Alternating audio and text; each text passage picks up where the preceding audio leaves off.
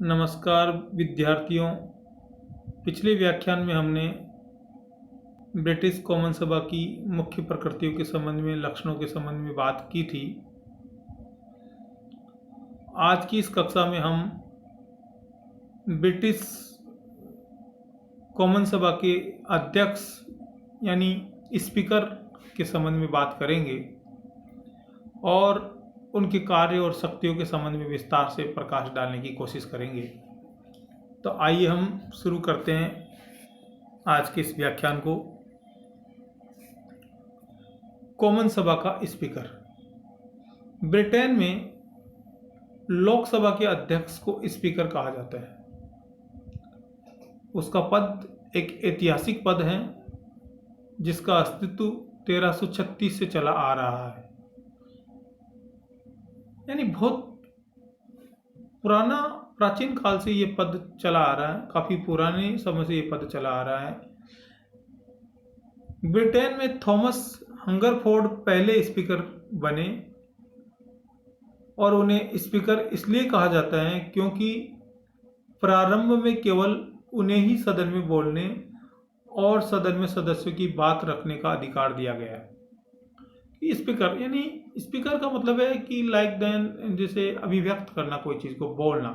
और सबसे पहले ब्रिटेन में थॉमस हंगरफोर्ड को अपने सदस्यों साथियों की बात रखने का, अपनी बात रखने का अधिकार मिला और तभी से वहाँ यह शब्द प्रचलित हो गया स्पीकर के नाम से।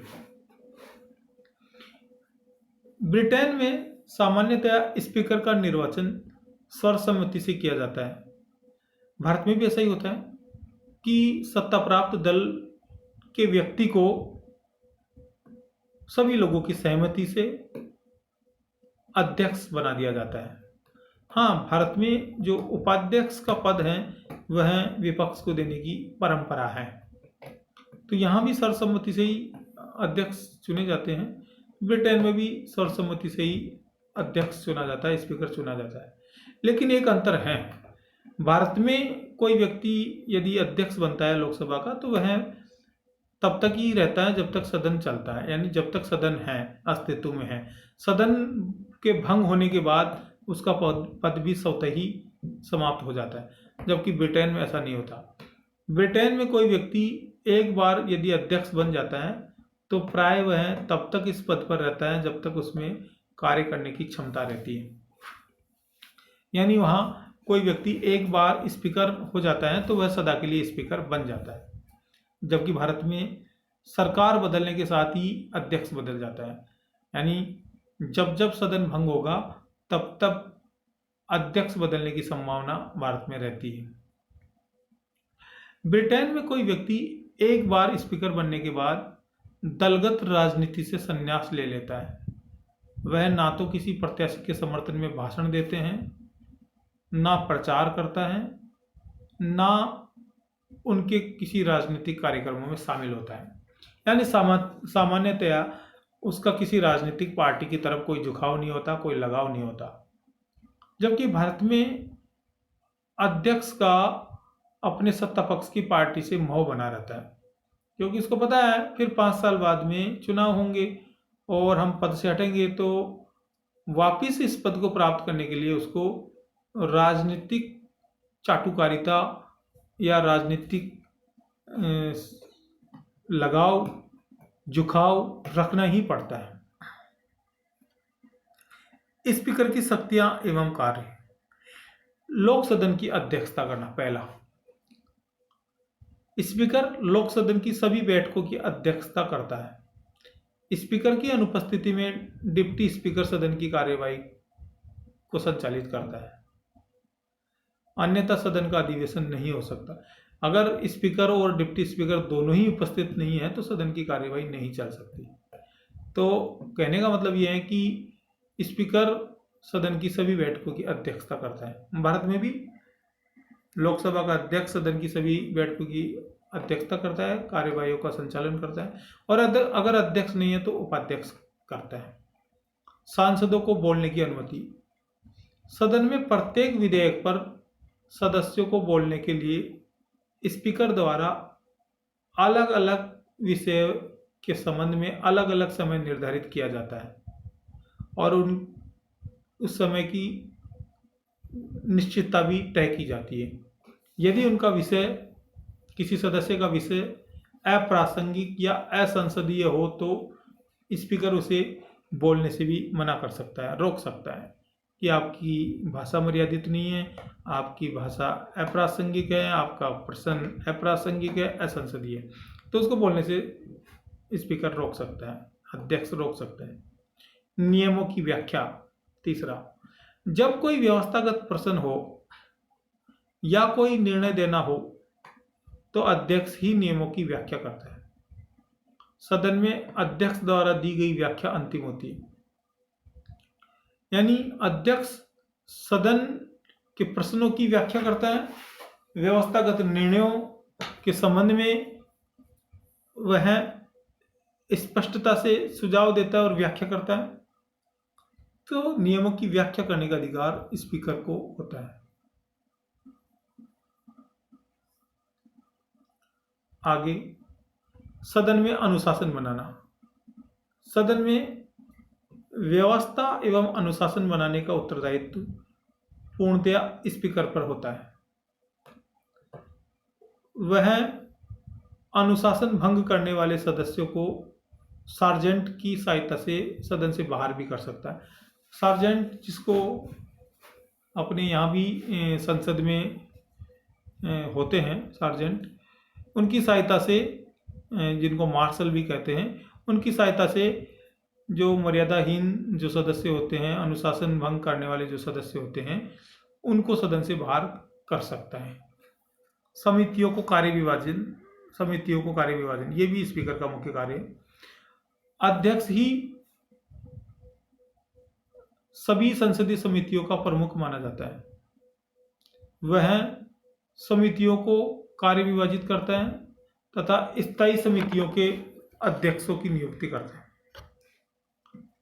यानी जो समितियां होती है जिसमें स्थायी अस्थायी, इन सब समितियों में कार्य विभाजित करता है और इनके अध्यक्षों की, स्थायी समितियों के अध्यक्षों की भी नियुक्ति स्पीकर के द्वारा की जाती है।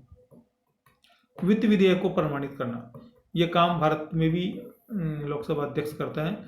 वर्ष 1911 के संसदीय एक्ट के अनुसार ब्रिटेन में स्पीकर को यह शक्ति दी गई है कि वह किसी भी विधेयक पर विवाद होने पर यह तय करेगा कि यह विधेयक किस प्रकृति का है। अर्थात स्पीकर ही वित्त विधेयक या धन विधेयक की प्रकृति को प्रमाणित करता है, निर्धारित करता है। यह काम भारत में भी स्पीकर को दिया गया है कि यदि धन विधेयक को प्रमाणित करना होगा तो कौन करेगा, तो लोकसभा अध्यक्ष करेगा भारत। निर्णायक मत का प्रयोग, यदि किसी विधेयक या किसी विषय पर पक्ष एवं विपक्ष में बराबर मत आ जाए तो अध्यक्ष को अपने निर्णायक मत का प्रयोग करने का अधिकार होता है। यानी ऐसा होता नहीं है, लेकिन मान लो कभी किसी विषय या किसी विधेयक के संबंध में पक्ष और विपक्ष में बराबर का मत आ जाए तो फिर अध्यक्ष अपने निर्णायक मत के माध्यम से इस विवाद का निपटारा करता है। सदस्यों के विशेषाधिकारों का रक्षण, ये विशेषाधिकारों का रक्षण भी करता है। ब्रिटेन में लोक सदन के सदस्यों को कुछ विशेषाधिकार प्राप्त होते हैं और अधिकारों की रक्षा का दायित्व इस प्रकार होता है। सदन में सत्र के दौरान किसी भी सदस्य पर अध्यक्ष की अनुमति के बिना मुकदमा नहीं चलाया जा सकता। पहली बात, अध्यक्ष की अनुमति यानी स्पीकर की अनुमति के बिना मुकदमा नहीं चलाया जा सकता, उसे गिरफ्तार नहीं किया जा सकता। तो ये कुछ विशेषाधिकार सदस्यों को प्राप्त होते हैं। यानी सत्र के दौरान स्पीकर उन्हें बचा सकता है, संरक्षण दे सकता है। कंगारू समापन का अधिकार, कंगारू समापन से तात्पर्य है कि लोक सदन के पास इतना समय नहीं होता कि वह प्रत्येक विधेयक पर विस्तार से विचार विमर्श कर सके। इसलिए जब सदन में बहुत अधिक कार्य होता है तो स्पीकर को यह अधिकार होता है कि वह कुछ महत्वपूर्ण विधेयकों एवं प्रस्तावों को चुनकर उन पर शीघ्रता से सदन में अलग से मतदान करा ले, ताकि सदन का कार्य भी बाधित नहीं हो और महत्वपूर्ण विधेयक और प्रस्ताव जल्दी पारित भी हो जाए। तो इसको कंगारू समापन का अधिकार कहते हैं। यानी महत्वपूर्ण विधेयकों और प्रस्तावों को वेटेज देना, उनको प्राथमिकता देना, यह अध्यक्ष का दायित्व होता है। सचिवालय का प्रशासन, लोक सदन के स्पीकर के अधीन एक सचिवालय भी होता है जिसमें सचिव, सुप्रिंटेंडेंट, लेखकगण, लाइब्रेरियन, प्राइवेट विधेयकों के निरीक्षक आदि रहते हैं, जो सभी स्पीकर की देखरेख में काम करते हैं। सभी स्पीकर के आदेशों को मानते हैं, स्पीकर की देखरेख में काम करते हैं। कॉमन सभा के स्पीकर का पद अत्यधिक प्रतिष्ठा, मान सम्मान एवं गौरव का पद है। यह दुनिया का सबसे अधिक सम्मानीय एवं प्रतिष्ठा वाला पद है। जेनिंग्स कहते हैं कि अध्यक्ष का प्रभाव उसकी शक्ति से कहीं अधिक होता है। जो अध्यक्ष को शक्तियां प्राप्त होती है उससे भी कहीं अधिक उसका प्रभाव होता है। मुनरो का कथन है कि स्पीकर सदन का प्रमुख व्यक्ति होता है, महत्वपूर्ण व्यक्ति होता है। हर्बर्ट मॉरिसन का कथन है कि स्पीकर को संसद का नंबर 1 व्यक्ति भी कहा जा सकता है। संसद का नंबर 1 प्रथम व्यक्ति भी कहा जा सकता है। क्लिंटन ब्राउन कहते हैं कि सदन के अध्यक्ष के रूप में मैं सरकार का प्रतिनिधि नहीं हूं और ना ही मैं विरोधी दल का व्यक्ति हूं। मैं कॉमन सभा का व्यक्ति हूं और विश्वास करता हूं कि मैं सबसे पीछे बैठने वाले सदस्य का व्यक्ति हूं। अध्यक्ष के रूप में मैं सदन की प्रतिष्ठा चाहता हूं और मैं इसको अवश्य कायम रखूंगा। आप इस एक कोटेशन के माध्यम से स्पीकर के पद की प्रतिष्ठा, उसकी शक्तियों और उसके पद के महत्व को समझ सकते हो। मैं वापस दोहराता हूं। क्लिंटन ब्राउन कहते हैं कि सदन के अध्यक्ष के रूप में मैं सरकार का प्रतिनिधि नहीं हूं, ना ही मैं विरोधी दल का व्यक्ति हूं। मैं कॉमन सभा का व्यक्ति हूं और विश्वास करता हूं कि मैं सबसे पीछे बैठने वाले सदस्य का व्यक्ति हूं। अध्यक्ष के रूप में मैं सदन की प्रतिष्ठा चाहता हूं और इसको मैं अवश्य कायम रखूंगा। ये स्पीकर कहता है। स्पीकर की भाषा में उन्होंने इस कोटेशन को बताया। तो इन सभी कोटेशंस के माध्यम से आप अंदाजा लगा सकते हो, अनुमान लगा सकते हो कि ब्रिटेन में अध्यक्ष का पद कितना प्रतिष्ठा वाला, कितना शक्तिशाली और कितना महत्वपूर्ण है। तो इसलिए आप आज का ये व्याख्यान आपके समझ में आया होगा। यदि आपको मेरा ये व्याख्यान पसंद आया तो आप इसे लाइक कर दीजिए, शेयर कर दीजिए। आप सभी को बहुत धन्यवाद।